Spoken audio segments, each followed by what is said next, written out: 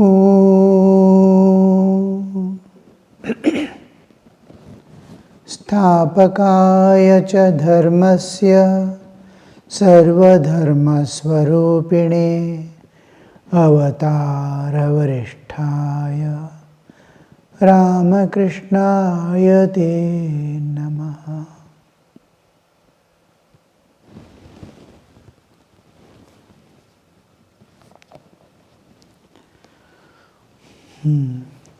We were discussing about this Sushumna and the six centers are the three principal nadis, nerves. All the lotuses are located in Sushumna. It is a canal. Even in the womb, with conception, we will see the first formation is the neural cavity, from where the rest of the bodily existence comes into existence. The spine is the first thing with 7 levels of consciousness that is going to form. They are formed of consciousness. There is no matter at all. They are formed of consciousness, like tree made of wax. How beautifully Sri Ramakrishna is trying to explain. Now, it is easy for me to explain many things because of the modern things we have, like cell phone, many things. It is easy to subtle how the hardware, software cannot be seen, mind and senses cannot be seen. Hardware, the body can be seen. The hardware, software, how beautiful, causal level, gross, subtle and causal. Hardware, software, and where everything is off, where the whole thing is, data is going to be stored, the causal level, that is the hard disk. Hardware, software, hard disk, gross, subtle and causal level of existence. How it is easy to make you understand what it is. But Sri Ramakrishna is giving here like a tree made up of wax.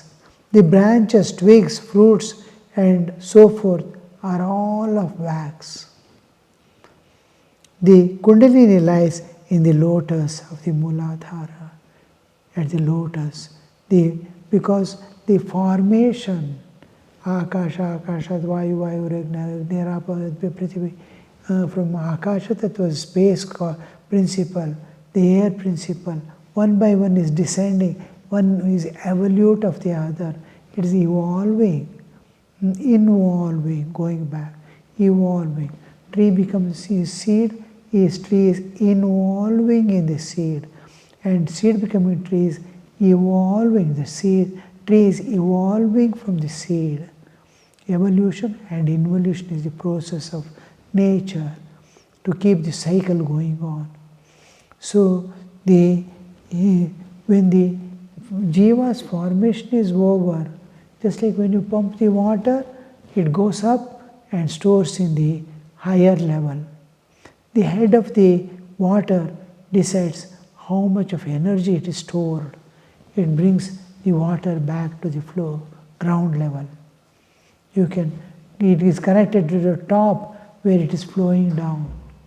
So it is flowing down because of the energy it is stored in the top. While pumping it, we put the energy and energy remains there. Like that, energy brings the consciousness down and matter is increasing. Akasha, Vayu, Agni, Apa, Prithvi, one by one.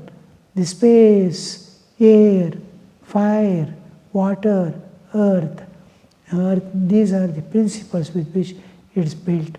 So as they are descending, the jivas also, bodily formation, it is coming one by one.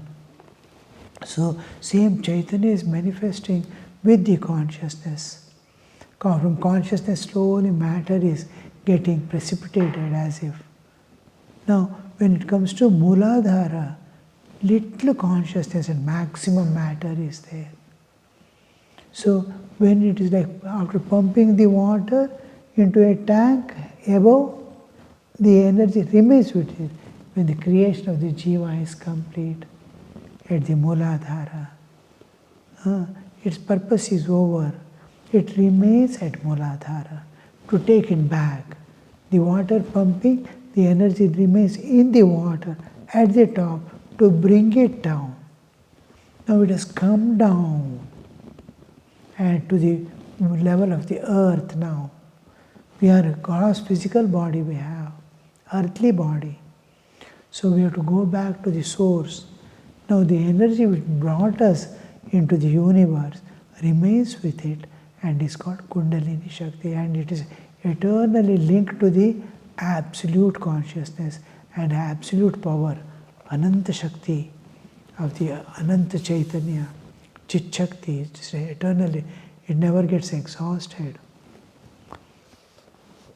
So the Kundalini lies in the lotus of Muladhara.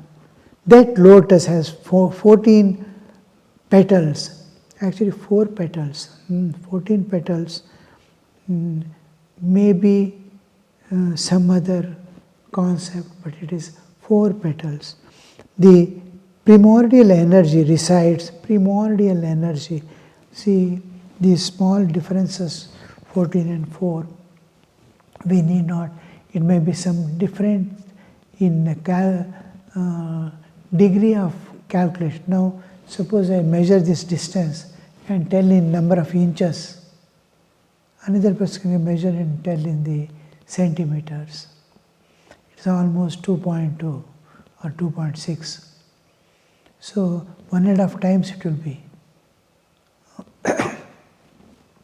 Same measurement in kilometers and miles differ. So we need not pay much attention to these small things. We can refer somewhere, but it is known to us is 4. 4 at the Muladhara, 6 at the Swadhisthana, 10 at the Manipura, 12 at the Anahata, 16 at the Vishuddha, 2 at the Agnya, and infinite or the Sahasrara at the crown of the head. So, the primordial energy resides in the body as the Kundalini. She is like a sleeping snake coiled up. When we wind the clock of the golden system, the spring is going to, it is spring, coiled spring. It again starts working. It wants to go back to its normal place. So clock works because of the coiled power that is stored, coiled up, of form of sleeping snake, having Muladhara for her abode, 2m. The Kundalini is sleeping. The Kundalini is speedily awakened if one follows the path of bhakti. How to awaken the spiritual consciousness? How to awaken the Kundalini? Kundalini is the spiritual power within us. How to awaken it? You have to awaken it. Then you will be awakened. Otherwise, you will be matter, awakened to matter.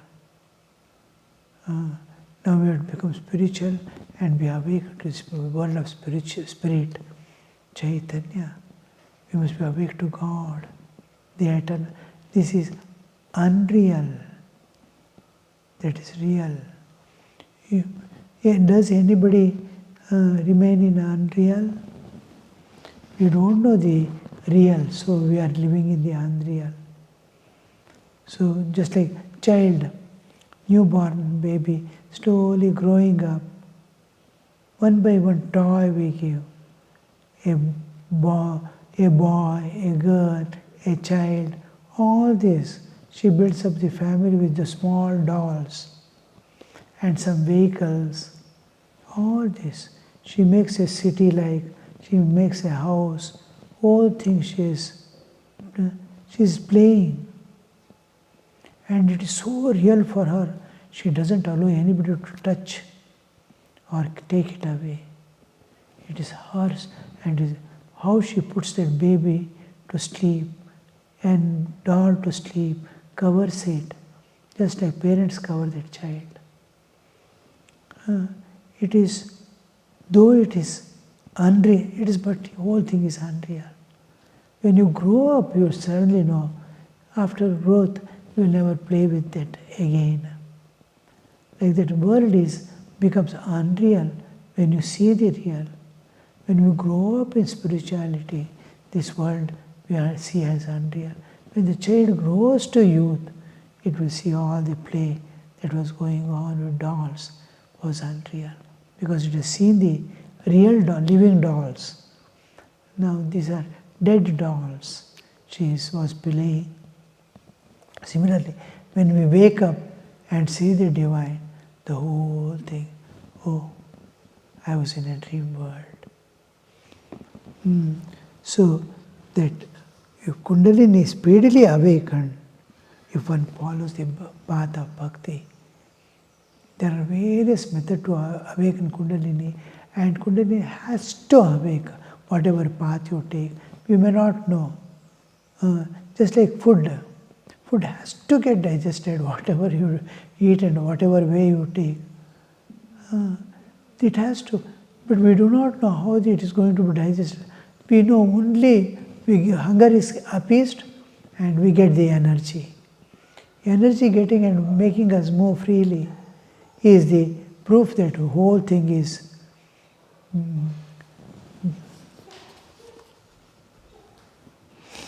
coiled up. Awakened. If one follows the path of bhakti, loving God intimately, God cannot be seen unless she is awakened. Whatever path we take, the power, consciousness to awaken. With bodily identity, you cannot see God. With spiritual identity, you can. This is spiritual awakening. The eyes open, new awareness has come.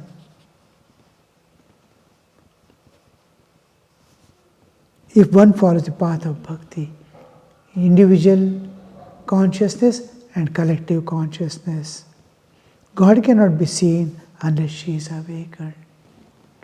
Sing earnestly and secretly in solitude is asking him how to awaken the Kundalini. Silently, secretly. Mother, you awaken. How long have I been spending in this world of dream, falsehood, a world of pain and suffering, a world of impermanency? My parents were there, they are no more. Whatever we see is constantly changing and disappears one day. All people I saw during my childhood are no more there. So many plants I planted, all have gone away. So much of money I earned, that has disappeared. I had so many children, nobody is there now. How the man feels when everything goes off. So Sri Ramakrishna is telling earnestly and secretly in solitude. Awaken, O Mother, O Kundalini, there is a song. Waken, O Mother, O Kundalini, whose nature is bliss eternal. Bliss eternal. Shashvatananda. Thou art serpent coiled up, coiled in sleep. How we in sleep, we coil ourselves. The snake, when it is moving about, zigzag here and there, it is how it is wriggles and moves about. When it is coiled up, it comes to sleep, it covers and sleeps off. Follows the path of Thou art the serpent coiled, sleep in the lotus of Muladhara. Sri Ramakrishna is singing in his beautiful voice and telling how to awaken this Kundalini, how to call upon that mother, how to make it wake up and work for. Ram Prasad achieved perfection through singing. Sri Ramakrishna is continuing. The bhajans and singing is an important part of our spiritual endeavor, spiritual struggle. An important base. It is like a foot. How when we walk we need 2 feet. One love of God, one singing the praises and glories of God. Ram Prasad achieved perfection through singing. One obtains the vision of God if one sings with yearning heart. The yearning must go with singing. M. Grief and distress of mind disappear if one has these experiences but once. M is, we know where we are making mistake. We know what happens. Why should we realize God? We know, our heart knows. To put an end to all these problems once for all, of all suffering, of birth and death, whatever is there, everything must be in my hands of freedom. Now, we don't have anything in our hands. Nature ordains and we follow. This freedom that we are seeking, M is able to understand and feel it and present it to the Master. Grief and distress of mind disappear when one has these experiences but once. If you once see, get a vision of God, once you enter into this transcendental realm, once you transcend the nature, once a blind person gets the eyes, he gets whole and total understanding of what this world is, what is seeing, what is light, what is this world, what is distance. All these things is just one opening. Master, that's true. Distress of mind disappears forever. I shall tell you a few things about yoga, but you see, mother bird does not break the shell until the chick inside the egg is matured. The egg is hatched in fullness of time. It is necessary to practice some spiritual discipline. The Guru, no doubt, does everything for the disciple, but at the end he makes the disciple work a little himself. Most of the strain and efforts of the spiritual aspirant to realize God. It is a very tough to erase the old tendencies in us. It has become like crust-like, very difficult to break it. If it is soft, suppose something has fallen in mud or clay, it has fallen. It can be easily washed off. Suppose it is dried up, it takes little time to wash off. It has to dissolve and go away. Suppose the mud in which is covered is dried up and is baked, then it needs some hammer to break it out. Water also cannot dissolve and wash it off. So some hammering is necessary. So these parts It is most painful when it becomes a crust to break it open.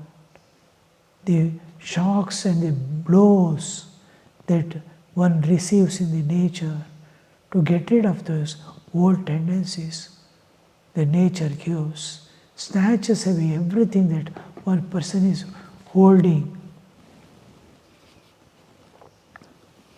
So that disappears forever.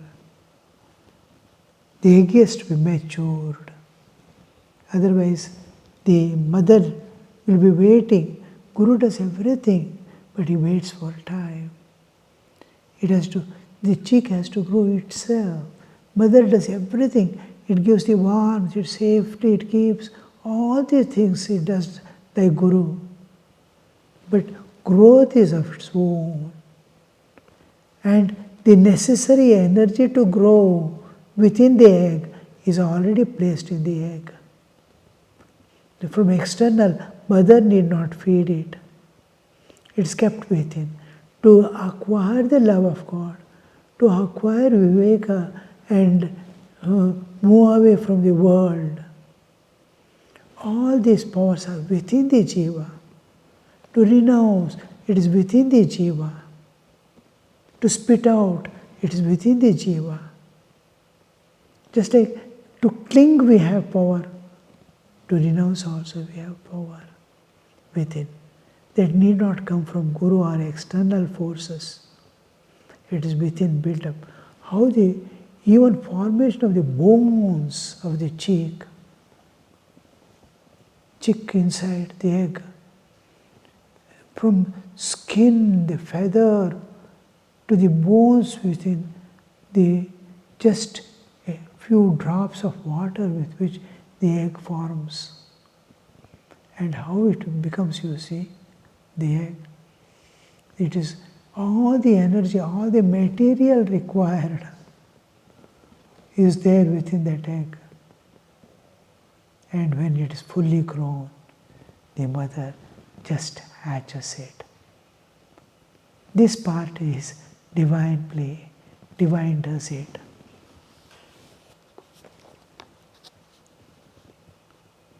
Egg is hatched in fullness of time. It is necessary to practice some spiritual discipline. The Guru no doubt does everything for the disciple, but at the end he makes the disciple work a little himself. When cutting down a big tree, a man cuts almost through the trunk and then stands aside. For a moment, the tree falls down with a crash. How the samsara ends, you see. And new light, new world, new awareness. Suddenly, a human with all karmic bondage just disappears.